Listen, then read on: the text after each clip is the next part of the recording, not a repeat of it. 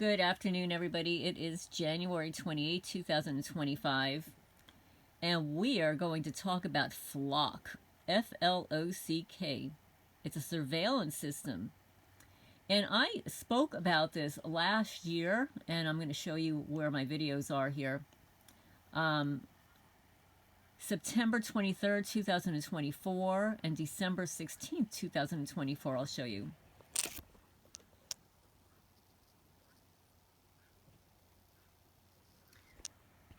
So lo and behold, today I receive an alert that the Institute for Justice filed a federal lawsuit.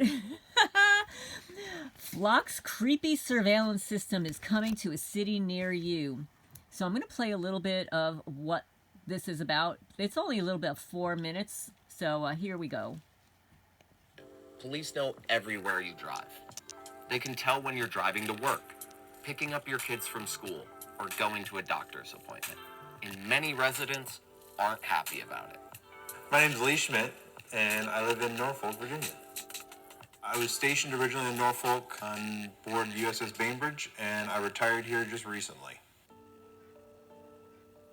So I was stationed on Little Creek. I was driving to work, and I started driving by these little cameras on poles.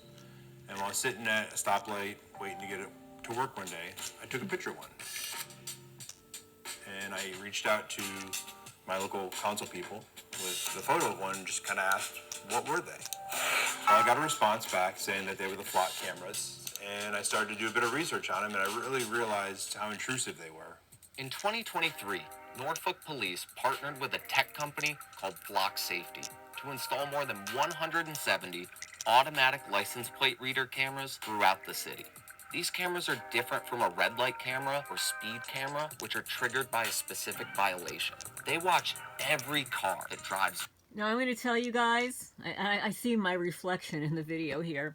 I apologize. But I'll say that Manalapan, New Jersey had these installed on Gordon's Corner Road in Manalapan, going into Englishtown. I didn't really know what they were at the time, you know, and I was obviously targeted back in 2018. But I noticed them popping up at all the major intersections, and I figured they're trying to surveil people to see if they're speeding or driving past a red light. But unbeknownst to me, it's way more than just catching somebody speeding. They can follow you. They can track you everywhere you go. And not only do they mention it in the video, but I left a comment down below that I remember seeing these cameras installed. I didn't know the extent of their surveillance capabilities back then. But it's deeply disturbing because knowing that if they're following a targeted person, let's say, somebody targeted, specifically targeted for surveillance, they can track you wherever you're going. They will know how far away you are from home so that they can break into your house, vandalize it, steal from you, move things around, you know, all the things they do when you're not at home, poison your food, etc., etc. Turn your clocks back like they do with me. They like to change the time on the clocks or just break the handles off entirely. So this is deeply disturbing. So it was brought to the attention of Institute for Justice, which is a non-profit law firm. So let's continue. Can actually create a traceable path of the car moving through the city as long as it's being picked up by the Flock cameras. Correct. And it would be difficult to drive anywhere of any distance without running into a camera somewhere. I don't like being tracked every day. I don't like when I drive by the intersection here at Ward's Corner, then being able to tell which way I'm going. There's 4 cameras there. When I researched the cameras, I did learn about them using artificial intelligence. That when you drive by them, it's not just a snapshot of your license plate number. It reads the demographics of your vehicle. It's a brown car. It's got fender damage. And then it can build a profile of where you've been. And that tracking ability is quite nerve-wracking. That's the key. They build a profile of where you have been. This is another form of predictive policing. You know how these coppers, they can predict the future by following you around, right? So they'll predict, like when I lived in New Jersey, you know, that every day I would go to feed my feral cat colony certain times of the day, and that I'd stop back and I'd go to the local bagel store on Gordon's Corner Road, and just coincidentally, you know, that cop, you know, the one that showed up when my house was broken and told me that my house wasn't broken in, but every time I'd be at the bagel store, he would pull up, whether he's on or off duty, you know, in uniform or not in uniform, and go to the pizza store that was next door. Just a coincidence. So they can monitor, they set up a profile of your comings and goings. This is completely alarming. Once it uploads driver's information to the cloud, Flock uses AI to create a fingerprint police can use to track the same vehicle as it moves through the city.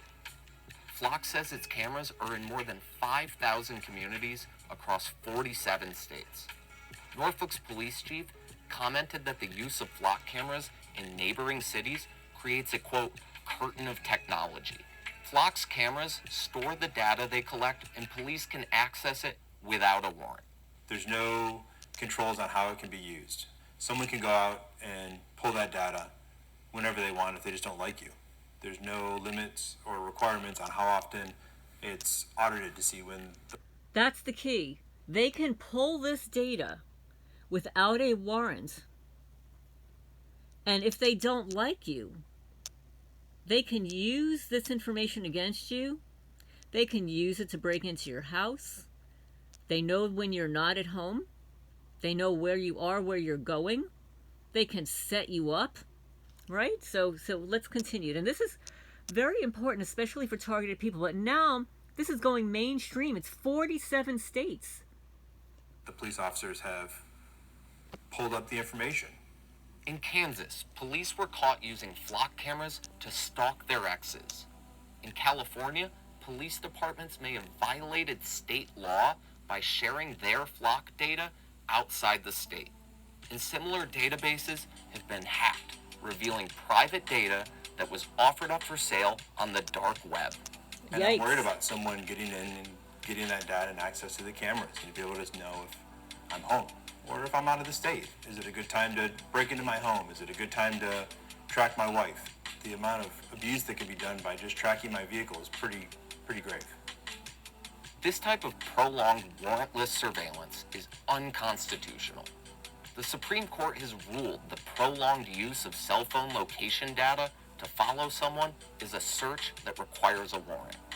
And the federal court that covers Norfolk ruled that Baltimore's use of surveillance planes to monitor the city was an illegal, warrantless search. You hear that? Tracking people it was everywhere declared. they go is... It was declared that this is an illegal, warrantless search.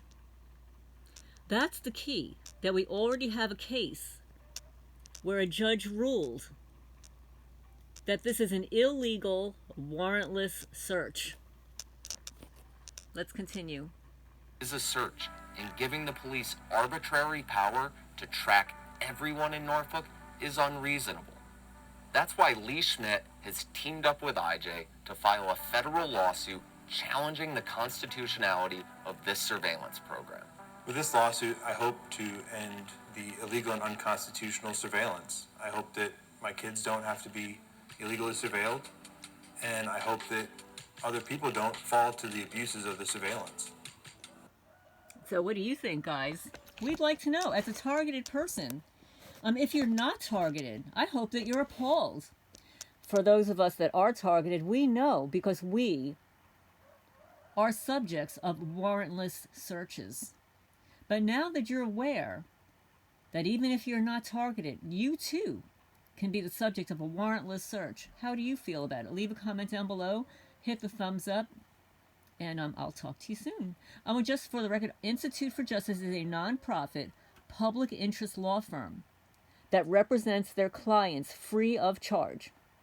They do accept donations. And if you're going to donate to anybody who's not a targeted person or a cat rescue, whatever, I highly recommend supporting Institute for Justice. Signing off for now.